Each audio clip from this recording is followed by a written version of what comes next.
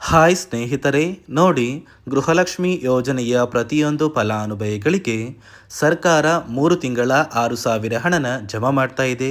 ಸಚಿವೆ ಲಕ್ಷ್ಮಿ ಹೆಬ್ಬಾಳ್ಕರ್ ಅವರು ಪ್ರತಿಯೊಂದು ಫಲಾನುಭವಿಗಳಿಗೆ ಭರ್ಜರಿ ಗುಡ್ಡಿಸ್ನ ಕೊಟ್ಟಿದ್ದು, ನಾಳೆ ಶನಿವಾರ ಜುಲೈ 19ರಿಂದ ಕರ್ನಾಟಕದ 26 ಜಿಲ್ಲೆಗಳ ಪ್ರತಿಯೊಂದು ಫಲಾನುಭವಿಗಳಿಗೆ 3 ತಿಂಗಳ 6,000 ಹಣನ 2 ಹಂತಗಳಲ್ಲಿ ಹಂತವಾಗಿ ಸರ್ಕಾರ ಬಿಡುಗಡೆ ಮಾಡ್ತಾ ಇದೆ.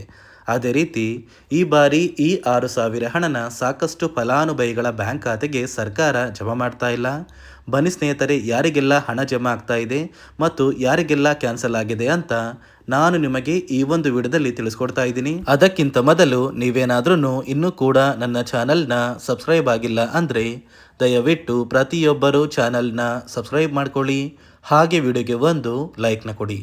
ಹೌದು ವೀಕ್ಷಕರೇ, ಸಚಿವೆ ಲಕ್ಷ್ಮಿ ಹೆಬ್ಬಾಳ್ಕರ್ ಅವರು ಗೃಹಲಕ್ಷ್ಮಿ ಯೋಜನೆಯ ಪ್ರತಿಯೊಂದು ಫಲಾನುಭವಿಗಳಿಗೆ ಭರ್ಜರಿ ಗುಡ್ಡಿಸ್ನ ಕೊಟ್ಟಿದ್ದಾರೆ. ನೋಡಿ ಸ್ನೇಹಿತರೆ, ಈಗಾಗಲೇ ಸರ್ಕಾರದಿಂದ ಗೃಹಲಕ್ಷ್ಮಿ ಯೋಜನೆಯ 20ನೇ ಕಂತಿನ ಹಣನ ಕೂಡ ಫಲಾನುಭವಿಗಳ ಬ್ಯಾಂಕ್ ಖಾತೆಗೆ ಜಮಾ ಮಾಡಿದ್ದಾರೆ.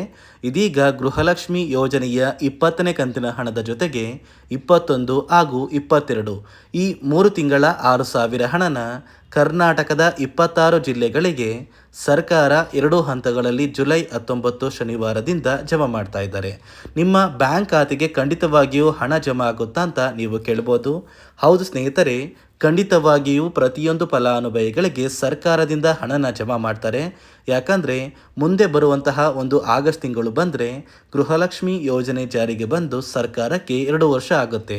ಈ 2 ವರ್ಷ ಬರುವಷ್ಟರಲ್ಲಿ ಗೃಹಲಕ್ಷ್ಮಿ ಯೋಜನೆಯ ಒಟ್ಟು 23 ಕಂತಿನ ಹಣನ ಪ್ರತಿಯೊಂದು ಫಲಾನುಭವಿಗಳ ಬ್ಯಾಂಕ್ ಖಾತೆಗೆ ಜಮಾ ಮಾಡಬೇಕು ಅಂತ ಸರ್ಕಾರ ನಿರ್ಧಾರ ಮಾಡಿದ್ದು, ನಿಮ್ಮ ಬ್ಯಾಂಕ್ ಖಾತೆಗೆ ಖಂಡಿತವಾಗಿಯೂ ಈ 6,000 ಹಣ ಜಮಾ ಆಗುತ್ತೆ.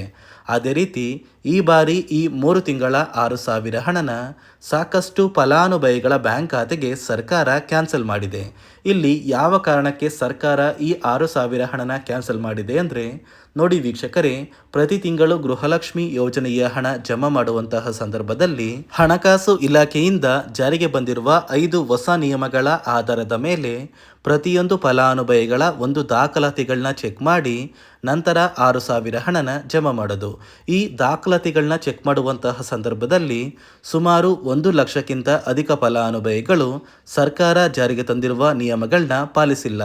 ಅದೇ ಒಂದು ಕಾರಣಕ್ಕೆ ಸಾಕಷ್ಟು ಫಲಾನುಭವಿಗಳಿಗೆ ಈ ಬಾರಿ ಹಣ ಕ್ಯಾನ್ಸಲ್ ಆಗಿದೆ. ಹಾಗಾದರೆ ಬನ್ನಿ ಸ್ನೇಹಿತರೆ, ಯಾವ ಫಲಾನುಭವಿಗಳಿಗೆ ಹಣ ಕ್ಯಾನ್ಸಲ್ ಆಗಿದೆ ಮತ್ತು ಸರ್ಕಾರ ಜಾರಿಗೆ ತಂದಿರುವ ನಿಯಮಗಳು ಏನು ಅಂತ ಕೂಡ ನಾನು ನಿಮಗೆ ತಿಳಿಸ್ಕೊಡ್ತಾ ಇದ್ದೀನಿ. ಅದಕ್ಕಿಂತ ಮೊದಲು ನೋಡಿ ಸ್ನೇಹಿತರೆ, ನಾಳೆ ಶನಿವಾರ ಜುಲೈ 19ರಂದು ಕರ್ನಾಟಕದ ಯಾವ 26 ಜಿಲ್ಲೆಗಳಿಗೆ ಸರ್ಕಾರ 2 ಹಂತಗಳಲ್ಲಿ 6,000 ಹಣನ ಜಮಾ ಮಾಡ್ತಾ ಇದೆ ಅಂದರೆ, ನೋಡಿ ಸ್ನೇಹಿತರೆ, ಮೊದಲ ಹಂತದಲ್ಲಿ ಬಾಗಲಕೋಟೆ, ಬೆಂಗಳೂರು ನಗರ, ಬೆಂಗಳೂರು ಗ್ರಾಮಾಂತರ, ಬೆಳಗಾವಿ, ಬಳ್ಳಾರಿ, ಬೀದರ್, ವಿಜಯನಗರ, ಬಿಜಾಪುರ, ಚಾಮರಾಜನಗರ, ಚಿಕ್ಕಬಳ್ಳಾಪುರ, ಚಿಕ್ಕಮಗಳೂರು, ಚಿತ್ರದುರ್ಗ, ದಕ್ಷಿಣ ಕನ್ನಡ, ದಾವಣಗೆರೆ, ಧಾರವಾಡ ಮತ್ತು ಗದಗ ಈ ಜಿಲ್ಲೆಗಳ ಪ್ರತಿಯೊಂದು ಫಲಾನುಭವಿಗಳಿಗೆ ಸರ್ಕಾರ ಮೊದಲ ಹಂತದಲ್ಲಿ ಗೃಹಲಕ್ಷ್ಮಿ ಯೋಜನೆಯ ಒಟ್ಟು 3 ತಿಂಗಳ 6,000 ಹಣನ ಜಮಾ ಮಾಡ್ತಾ ಇದೆ.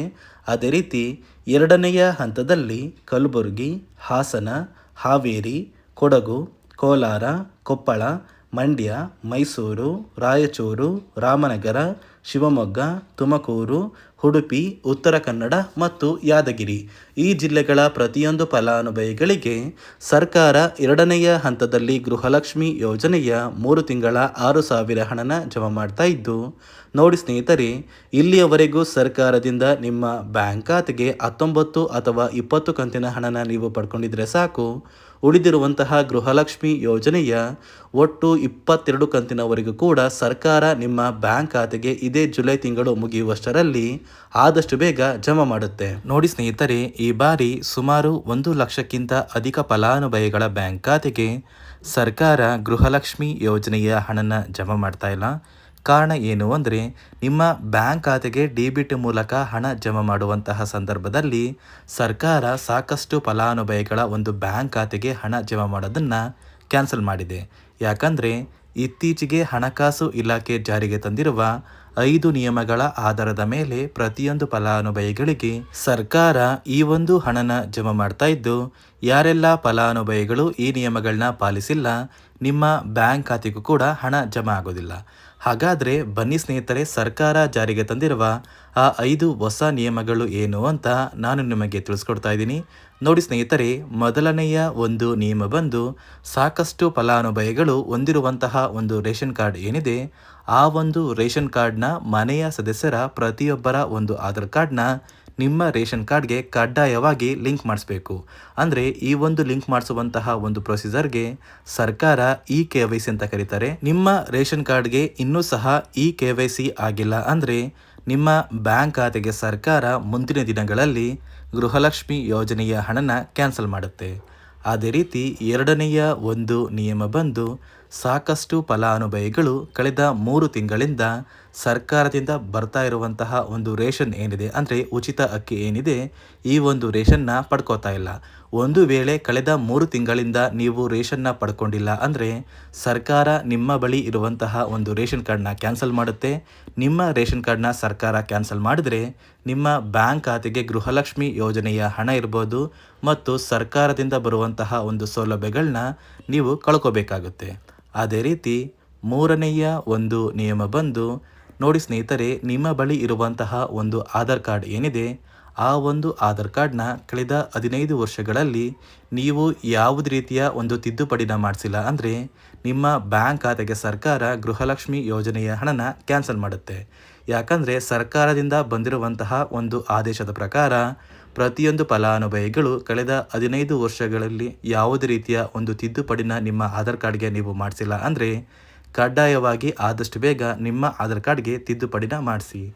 ಅದೇ ರೀತಿ ನಾಲ್ಕನೆಯ ಒಂದು ನಿಯಮ ಬಂದು, ನಿಮ್ಮ ಕುಟುಂಬದ ಒಂದು ವಾರ್ಷಿಕ ಆದಾಯ 7 ಲಕ್ಷಕ್ಕಿಂತ ಕಡಿಮೆ ಇರಬೇಕು.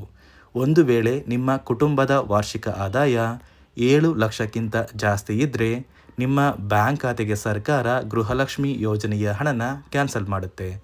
ಅದೇ ರೀತಿ ಐದನೆಯ ಒಂದು ನಿಯಮ ಬಂದು, ನಿಮ್ಮ ಕುಟುಂಬದ ಸದಸ್ಯರು ಅಥವಾ ಗೃಹಲಕ್ಷ್ಮಿ ಯೋಜನೆಯ ಫಲಾನುಭವಿಗಳು ಯಾರು ಕೂಡ ಸರ್ಕಾರಿ ನೌಕರರಾಗಿ ಕಾರ್ಯನಿರ್ವಹಿಸ್ತಾ ಇರಬಾರ್ದು.